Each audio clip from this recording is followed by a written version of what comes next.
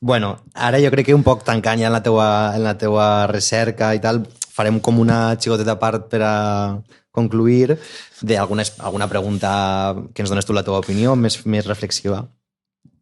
Voldria tornar a la teua època com a director de Magma i allí et vas trobar amb un conjunt de joves que serien molt especials, que tindrien com altes capacitats i aleshores jo crec que un poc te volia preguntar per la teva opinió en com hauria de canviar l'educació primària i secundària dels més joves per a despertar aquestes curiositats. Què creus que es podria fer o què creus que com se podrien enfocar les coses per a tot ensenyant uns continguts bàsics que són necessaris i són importants, deixar lloc per a la innovació, creativitat, somiar dels joves, que són al final els que han de generar nou coneixement. Potser la paraula, i això és un terme que ens podem inventar ara, potser no és altes capacitats, però altes curiositats. Altes curiositats, m'agrada. De la gent que he conegut a Magma, són perfils superdiversos, també és gent que fa recerca en moltíssims àmbits, i no només científic, també hi ha molta recerca social o també literària, que tothom conflueix en un cert moment de la motivació que es té. Bon moment per a donar èmfasi a les ciències no naturals, Sí, no? Les exacte, ciències exacte. socials, ciències humanistes, Sí. i donar la importància que es mereixen. Jack Andraka pot ser un escriptor d'un llibre o, jo què sé, recerca històrica. Vull dir, Un filòsof, una filòsofa. Hi ha moltíssima feina aquí al darrere, que són camps que jo no en parlaré perquè no els domino, però també perquè hi ha gent que és boníssima que podria estar aquí també parlant d'això. Llavors, com ha de canviar? Això és una pregunta bastant... No, és bastant tricky, però jo crec que la solució una mica està en treballar per projectes.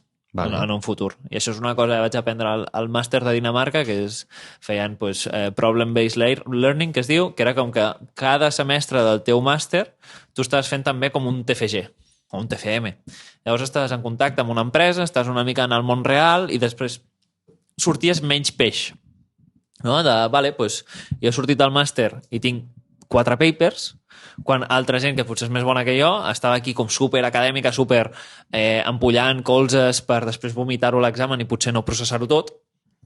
Llavors, jo el que crec, també és com molt utòpic, però el que vaig veure a Dinamarca em va agradar molt en el sentit de que no hi havia gaires notes, o sigui, era aprovat suspès, exàmens orals, que realment allà demostres si entens alguna cosa, no? Vale, doncs aquí tens una pissarra, què necessites? Vale, doncs explica'm això, tal. Una mica més de tu a tu, que és molt difícil si tens un volum d'estudiants molt alt, però, i això també hi ha una altra cosa que tampoc no m'he parat a analitzar-ho, que és, a mi em va servir perquè estava fent el màster, potser a secundària no és tan viable. Clar.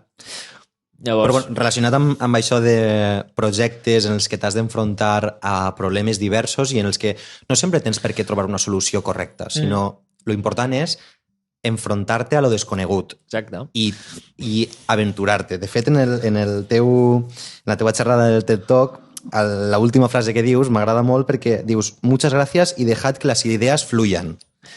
Perquè això jo crec que és algo que en la societat d'avui en dia, amb aquesta neura de productivitat i has d'estar contínuament treballant i tal, tenim poc de temps per a parar, per a parlar amb gent de camps molt diversos. Per exemple, tu d'enginyer de sistemes audiovisuals aplicat al bàsquet, jo estudiava bacteris patògens de plantes, no tenia ni idea del teu camp i simplement no és per generar punts de confluència, és per despertar la teua ment i generar curiositat a altres camps. No tens per què crear un producte o patentar res d'aquestes converses. És simplement saber que el món és molt més gran del que tu coneixies fa 2 hores abans d'aquesta conversa.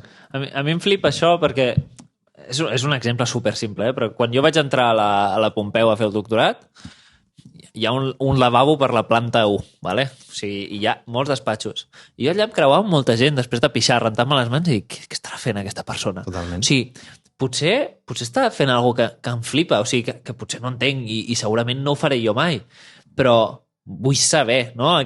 Hem d'alguna manera intentar, això que deia dejad que les idees fluyen, que de fet ho dic malament perquè el meu castellà és com és, i deia dejar que les idees fluyen, per tant... Ho he corregit. Vale, gràcies. Però que hi ha totes aquestes coses de dir, i tu què, saps? O sigui, tenir una mica espais en els quals es pugui parlar de recerca sense que sembli una xapa, una turra, un algo, no?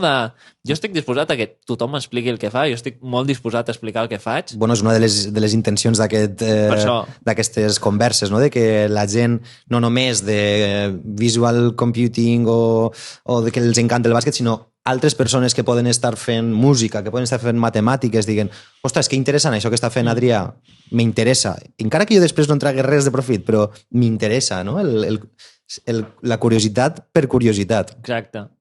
I